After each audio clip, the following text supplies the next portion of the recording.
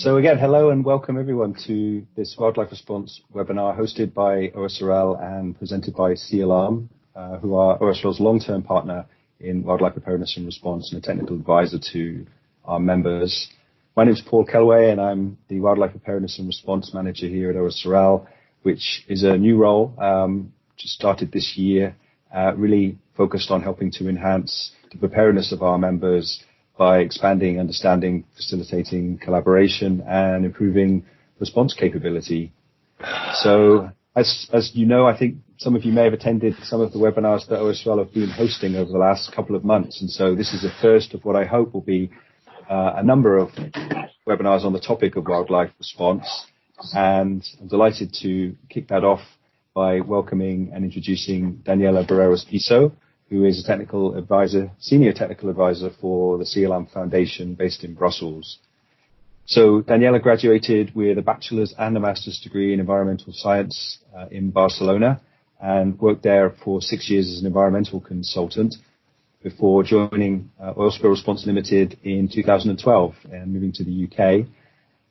So she worked for OSRL for 7.5 years, supported a number of incidents in that time as a senior spill response specialist, provided emergency preparedness and response readiness services as a senior consultant, and was a core OSRL wildlife team member involved in several wildlife activities and responsible for maintaining and developing the OSRL wildlife equipment stockpiles.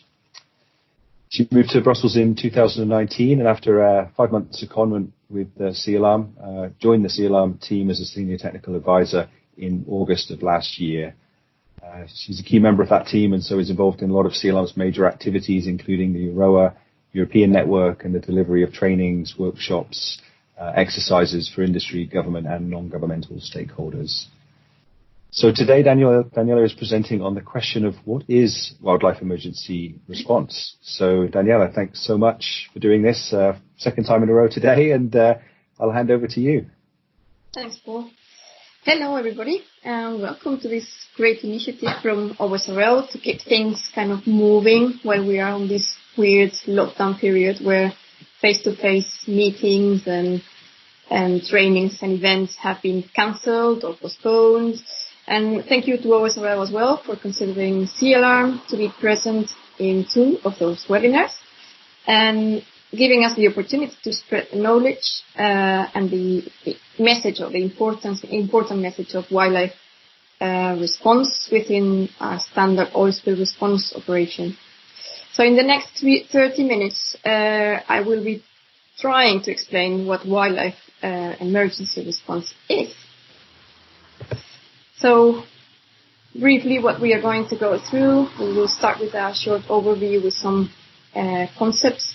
We will go through response objectives, starting with assessment and monitoring, detailing a little bit what we can do to prevent wildlife from oiling, the rehabilitation process, the strategy of euthanasia and the importance of corpse collection. Then we will touch a little bit on response management and their challenges. We will touch on costs as well a little bit and mention a little bit about planning and end up with some conclusions. So if we start with those quick concepts in the overview and we start asking ourselves where are the risks of an oil spill, the answer, and you probably know it, is anywhere. So there are some places that are known. We know where oil rigs are, platforms, refineries, and pipelines that can be offshore or on the shoreline or even inland, and we know where those are and we know where those spills can happen. However, if the origin of the spill is a vessel, that gets a bit more complicated as vessels are moving all around, and we might see in those maps that there are some routes that are more frequent than others. But at the end, vessels can be anywhere, and it can be tankers or it can be any other type of vessels carrying large quantities of oils.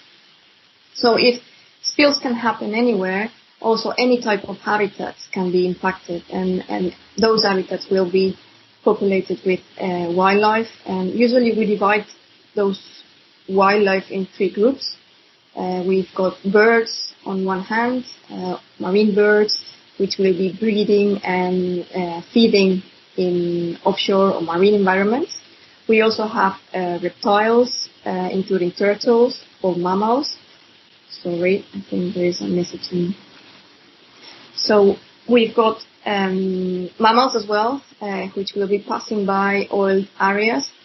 Or we can also have both of them, mammals or reptiles, in shoreline habitats, which can be impacted by oil spills. So different scenarios. We've had incidents in the past where lots of oil has been spilled, but just a few animals have been impacted with oil. But there is also the possibility of having a small spill, so little oil spilled, but a lot of individuals impacted with that oil.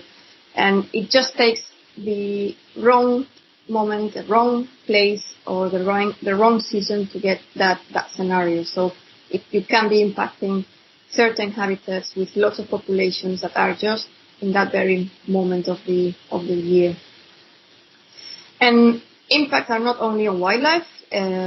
If we have a spill and wildlife is oiled, that will also have an impact on people. And people have got values, they have emotions, and they will get involved. They will want to get involved to support that operation of rescuing those animals. And as you can see on those images, those are from the Boji Bale response that we had in Rotterdam in 2018, where around 500 swans were oiled. And as you can see, the citizens were just fully involved in rescuing them, and sometimes causing a little bit of conflict because the way they were doing it maybe was not the best way to do it. So they were not skilled enough to keep animal welfare, and they were not aware enough of health and safety considerations that should be taken. So we place ourselves in front of two sides of the same coin. On one side, we want to have a really well-organized response with objectives, with people coordinated, and with some plans to develop that response. But then on the other side, we've got spontaneous responses, spontaneous citizens coming up, or local organizations trying to support that response. So there are a few things that we have to avoid when we talk about responding to wildlife. And one of those things are shown in those two pictures. Those are pictures from a response in Russia where citizens were just collecting animals from the environment and putting them in boxes. But there was nothing else that was going to be done afterwards. There were no experts behind it. There was not a system in place to take care of those animals. So it doesn't matter how many animals you collect and put in boxes. If nothing is done afterwards, they will die anyway. The next three pictures are from our response in Estonia. And again, the first picture is showing what they called an expert, which was applying some magic powder into birds, but ended up blinding those birds, those animals. On the second picture, as you can see, the lady is not wearing the PPE properly, not in the right way, and as you can see as well, she's not really wearing any gloves or any protection on her hand. And on the third picture, we can see some birds that have been put on top of hay or straw, and that hay or straw contains some bacteria that the birds cannot tolerate, and those birds were developing respiratory conditions, so they were suffering from what they called aspergillosis. So again, another picture from a response in California. That picture was taken by the media and obviously kind of shows that nothing is being done. The lady's oil everywhere, so no personal protection is taken. And although that picture in the media showed that nothing was being done, in reality things started to move and things were being organized. But the wrong picture in the right moment was there and came out in the media. So everything is well intended, but sometimes we need to know what we can do and what we cannot do, and what is safe and what is not safe.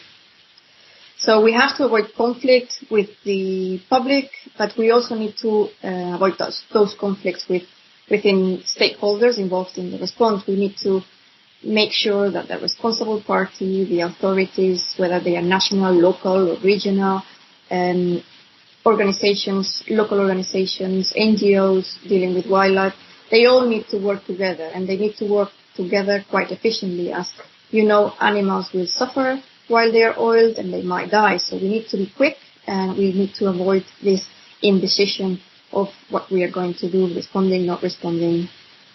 Daniela, sorry to interrupt you, but there was a couple of people saying that the slide didn't appear to be moving forward for them. So just in case, perhaps just exit and just re-share just to see if that clears it. Okay. Seems like it's working okay for some, but not for others. So apologies for anybody that didn't see those last few slides. Do you want me to go? Did they hear what I was telling? It seems so, yes. Okay. Let me go back to slides then. So we have impact on people, two sides of the same coin, what is desirable, what is to be avoided, things to avoid, cases of Russia, Estonia there, and then another one in California.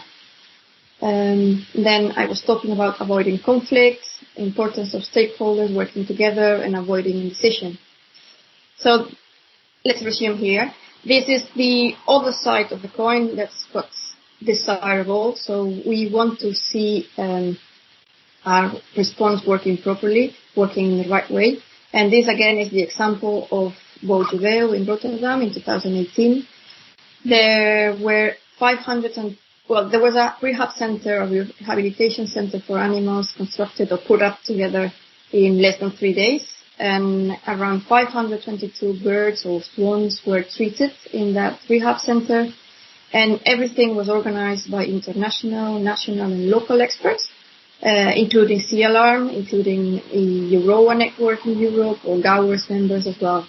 So those images show that things were going okay, that they were working, and people were pleased to see those images. So if we go through response objectives, what we are aiming in our response initially is assessing, monitoring, and documenting all the impacts. So that's the first step when we've got a call. We will start to prevent animals from being oiled. That's also important to avoid that oiling. And if they get oiled, we will start to think about the options to mitigate those impacts, whether it's rehabilitation or it's euthanasia. Then we will have to optimize the use of resources, as they might be scarce, and then maximize their efficiency as well. We better inform and involve the public so that we don't have them against us. We will have to manage costs and reputations, and of course we will have to ensure the health and safety of our respondents.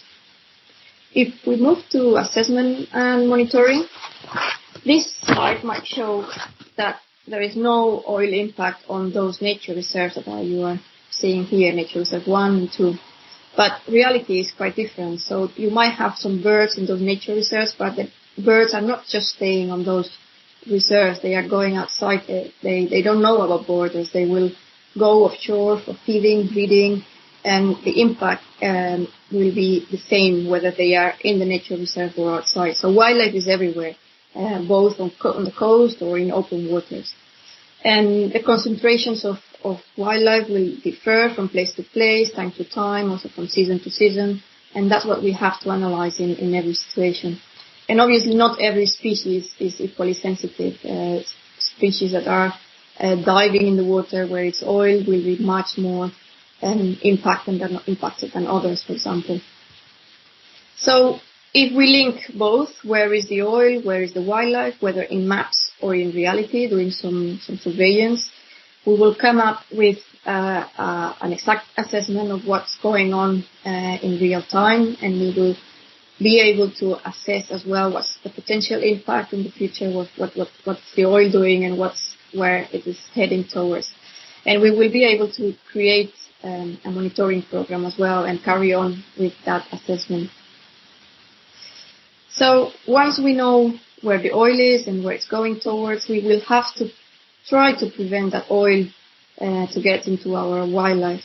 And there are different ways to prevent that oiling.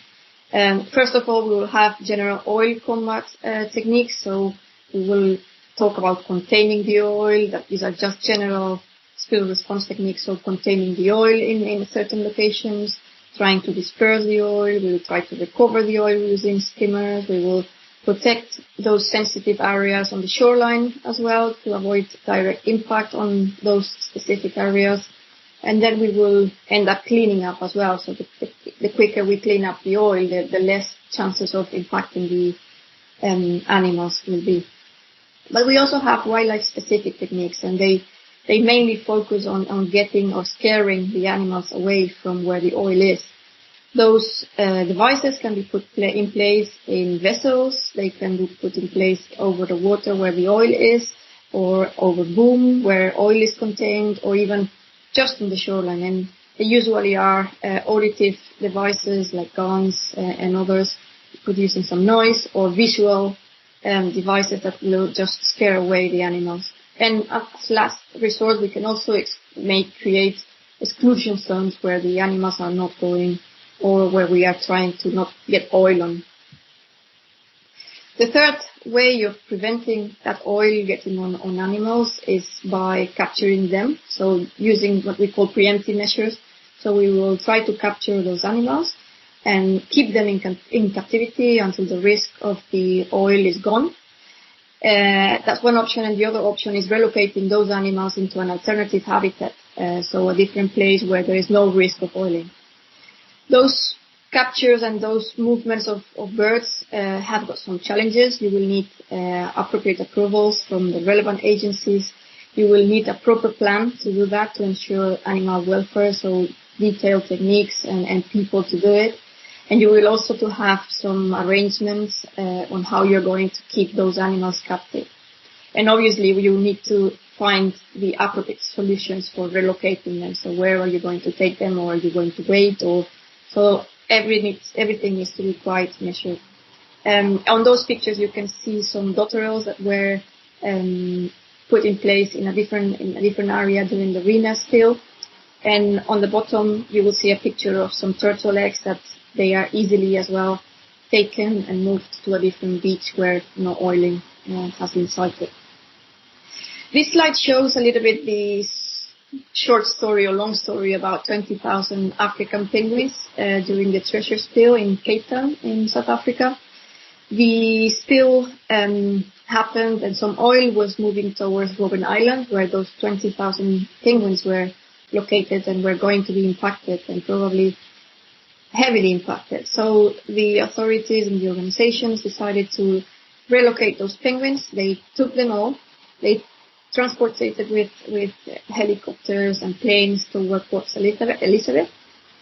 And the experts calculated that the penguins would take like 2-3 weeks to swim back again to Robben Island.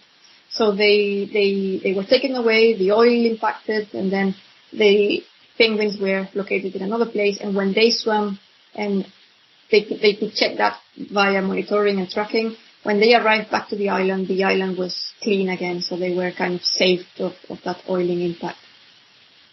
So once the wildlife has been impacted with oil, we will have to think about what to do with them, and one of the options is rehabilitation.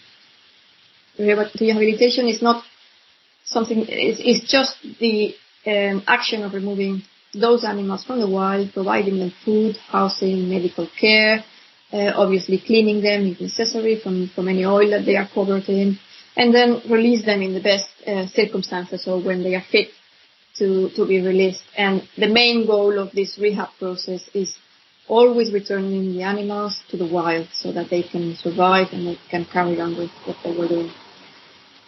Rehabilitation is quite a labor-intensive process, and you need to be sure that you can do it. You will need people, you will need resources, you will need time as well. So once you start with a rehab process, animals could be in treatment for 2, 3, 4 months, weeks, even months.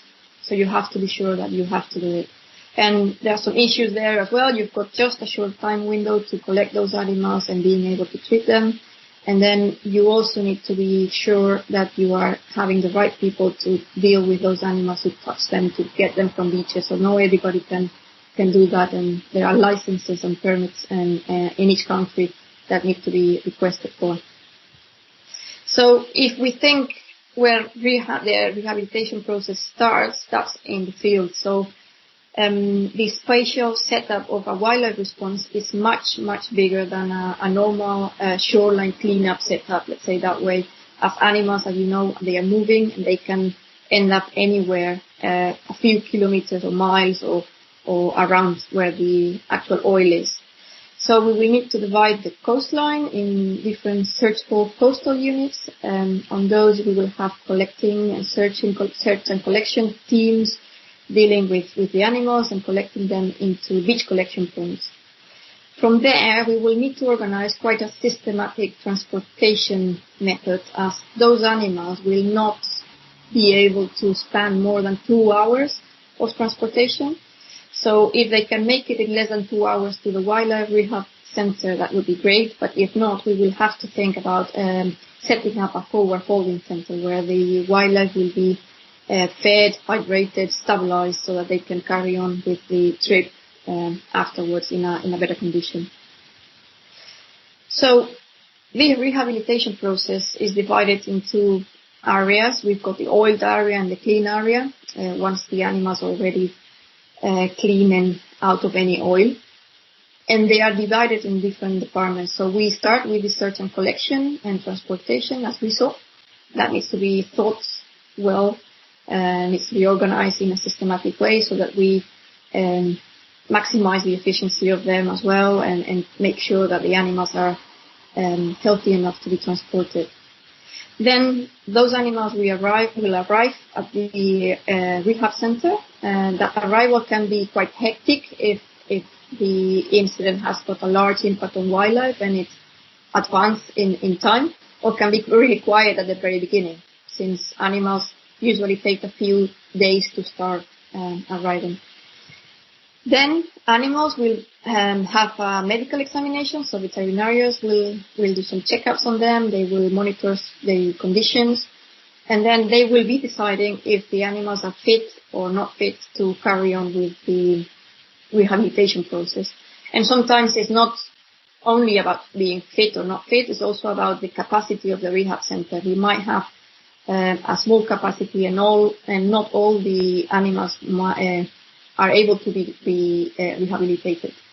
So once they've gone through this intake and triage, they will go into what we call the pre-wash or care. So initially we would think that the most important thing to do is taking the oil out of the animals, but no, we need to first of all stabilize them.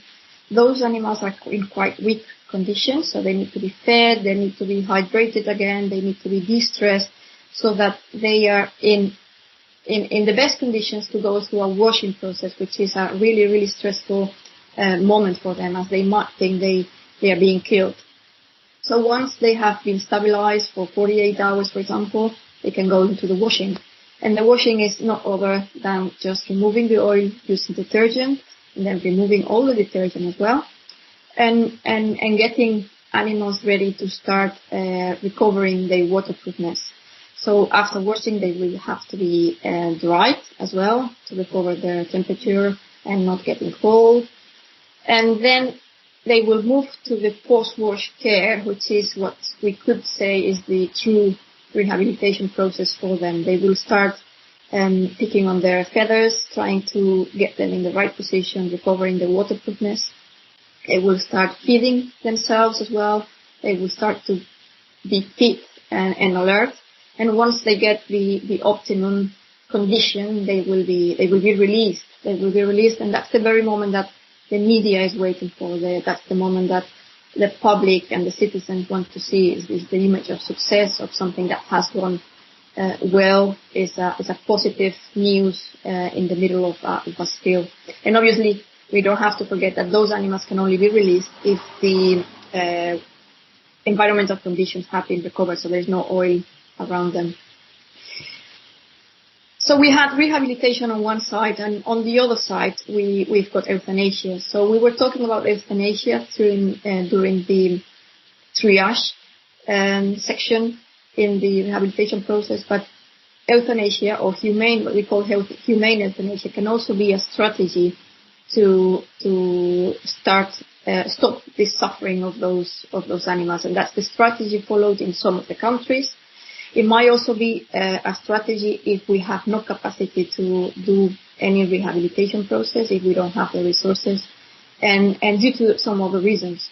So if we have to put down some of those animals, there are several methods that we can use. We can use guns if we cannot capture those animals. We can use syringes and injections when we have those animals captured. And some other species might be able to be put down with some gas.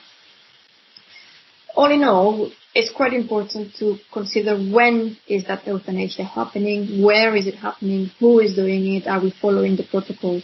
And when I say when, it's quite important to consider media, because it's quite disturbing if media around you and in that very moment that you are killing an animal and when an animal is suffering, and that media might get a quite big impact on the public. And we have to remember that euthanasia is something that maybe the public is not really in favor of. So another important part of the wildlife response is the systematic collection of corpses.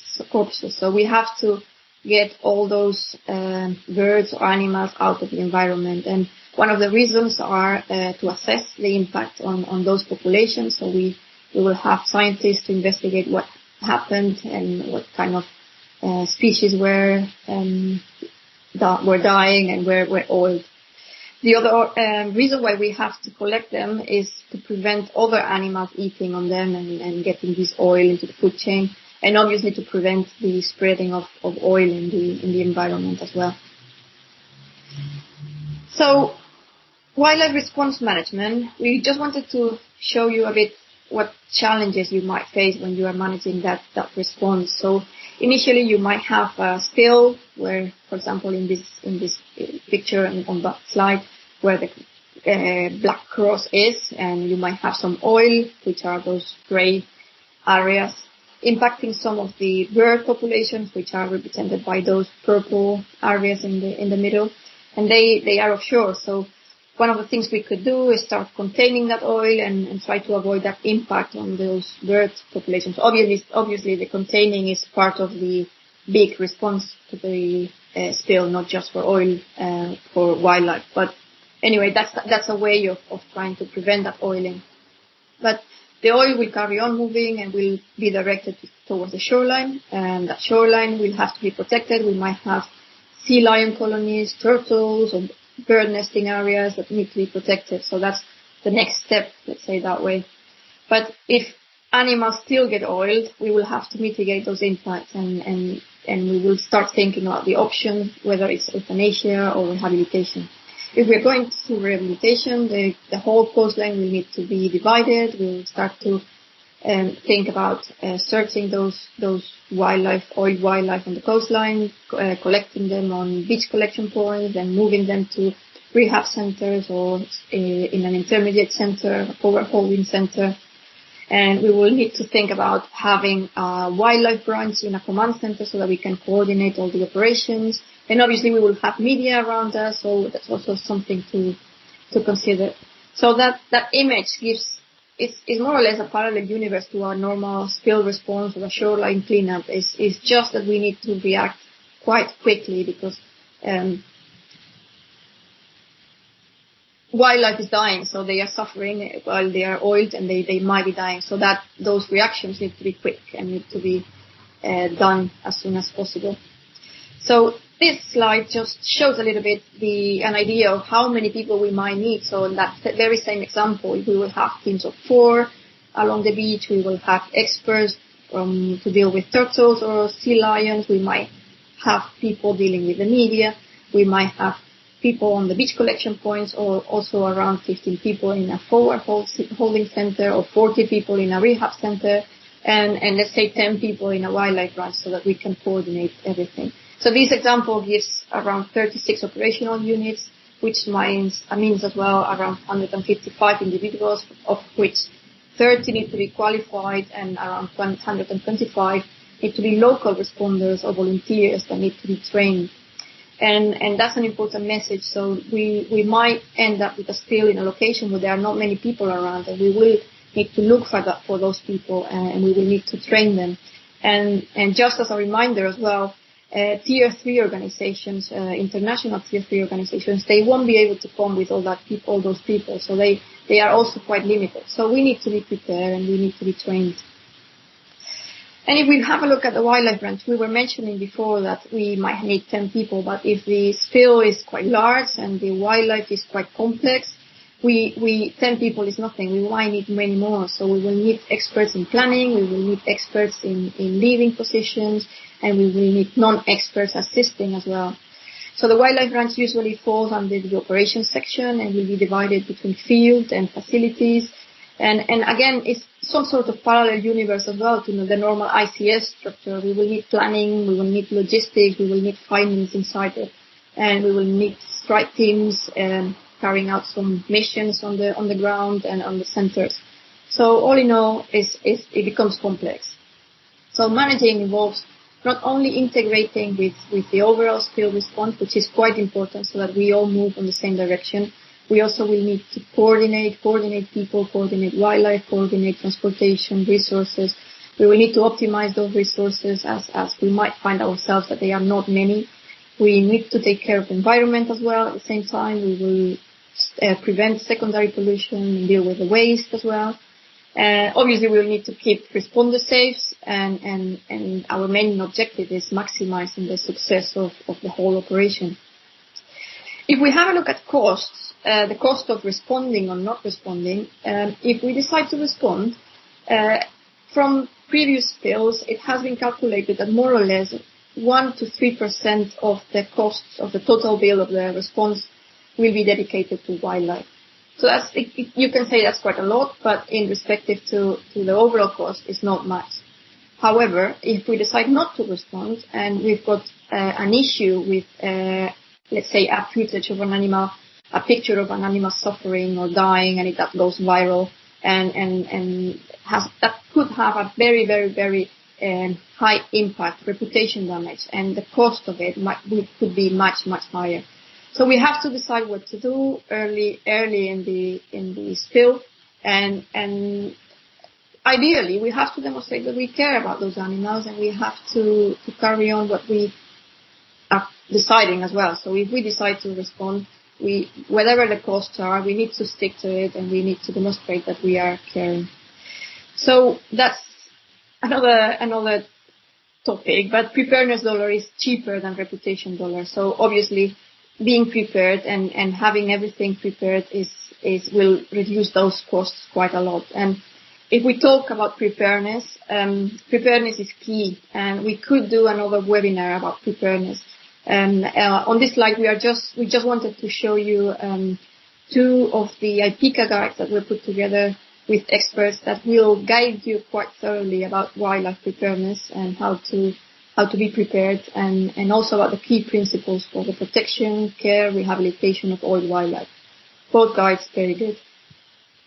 So we are coming to an end. Just a few conclusions. So a spill might affect animals, and obviously those animals will be more or less vulnerable depending on their behavior, the seasons, and other criteria that we have looked at.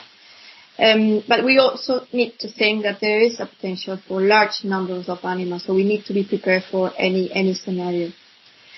Then responding to wildlife, the objectives need to be clear. We need to know what we want to do, and many response options can be considered. We went through initial assessment and monitoring. We went through seeing techniques to avoid animals to be oiled, so preventive measures. We also saw some rehabilitation process and the option as well of euthanasia. So it's quite important as well to integrate the wildlife response into the overall response so that we can move forwards together. Managing a response can be complex and resourceful, and we saw that, and wildlife costs are small relative to the overall cost, but can be much, much higher if there is any reputation issue or damage. And the last message is planning. Planning in advance is the key, and it's the key for a successful response as well. So I'm done. So thank you very much for attending the webinar. And let's see if you have any questions. Thank you very much, Daniela. That was really great. And yeah, we do have some time for questions, so would encourage you, if you have a question, just to pop it in the chat. Ria will help to just coordinate those and share some of those with Daniela. And I'll also invite Hugo Nijkamp, who's the General Manager of CLM, who's also on the call, to just add his video as well and just join us in a bit of a panel at the end here. So yeah, please go ahead and share any questions you've got. Ria, let us know if there's any coming through. Yep, so thanks, Daniela. I've got 3 questions actually from Aheo. Sorry if I pronounced that wrong. The first one is, what is the best way to engage with hundreds of volunteers who are getting themselves involved in a response, simultaneously or of their own initiative, or organised by others or a non-oil spill response entity? Okay, so how to engage with them? It is quite tricky because you might have a lot of people around you that want to participate, but being prepared for those volunteers is one of the things that you could do. So having in advance a plan to how to deal with those volunteers. If you get them spontaneously and you're not planned, obviously you will need to organize them, you will need to train them, you will need to explain what they can do, what they cannot do. Then you will need to kind of manage them in the best way to get out of them their skills as well. So use them in the best way possible. So I would say get prepared first so that you know what to do with those volunteers, and once you start working, get them organized. Perfect. The second question is if you wanted to train them, how long does that take, and how could you do that? It really depends on what positions they are taking. So trainings can go from 1 hour if they are just doing basic stuff in a rehabilitation center, like organizing resources or organizing other bits. You will have to train them. And there's somebody with... Yeah, if I could just remind folks just to make sure to stay on mute. We've got a bit of feedback going on. So you can train them with basic stuff, and you can do also more specific training that can take 1 day. And you can also train them with even more specific tasks that can take a bit more time. So it really depends on what the tasks they are doing and what type of... But the most important thing is that you need trainers as well. So you will need experts to train them. And that's important. You will have to get those people on site so that you can train those people. Otherwise, they won't be able to do anything. Okay, I'm going to jump their third question just so that we can answer someone else's, and we'll go back if we've got time. So I've got another question here. They were wondering how many animals can be captured and treated daily within the structure you've shown of 155 people. It's all theoretical, so obviously it's only a representative estimate, but it gives them an idea of scale, and that's from Guha. I think that's how you say it, or Vanessa. Okay, I think, Hugo, you might be able to answer that better about numbers, because I don't know. Yeah, well, in the wildlife scenario can go into all kind of complexities. So, if you have animals that come with one species, for instance, birds, then you can actually set up a rehab center that's really specialized, and you can actually move animals through.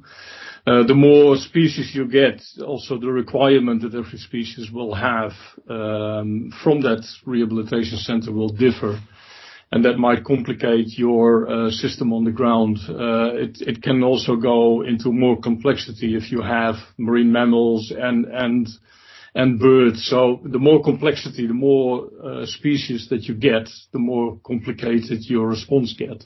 So in that response system that you saw before, the swans in Rotterdam, that was a system that only had one species.